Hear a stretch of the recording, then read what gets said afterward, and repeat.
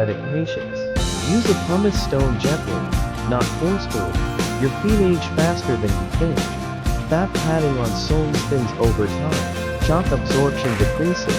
Feet may become longer or wider. Shoe size can change at midlife.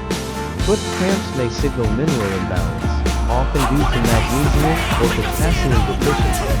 Hydration also plays a big role. Stretching before bed reduces nighttime cramps. Avoid high heels, tight shoes. Wearing the wrong shoes can ruin your spine. Shoes without arch support cause balance. Flip-flops are worse for long walking. Cushioning prevents healing and knee strength. Buy shoes in the evening. Feet swell during the day. Your walking pattern gait shifts after 40. We subconsciously adjust for pain or stiffness. Can cause problems in hips and back. Physical therapy can realign your posture. Video yourself walking to spot irregularities. Leg pain may originate in the feet. Push wears in the feet and radial angle. Poor foot support affects muscle change. Stretching your calves also helps foot muscle. Don't ignore burning or itching feelings. Blisters are not minor. After 20 healing slows down the pain. Diabetics can develop infections. Keep blisters clean and covered. Avoid popping unless medically necessary. High heels take a toll after 40. Shortening of the Achilles lead to bunions, hemorrhoids, and calluses. Save them for short wear only. Stretch your feet after wearing them.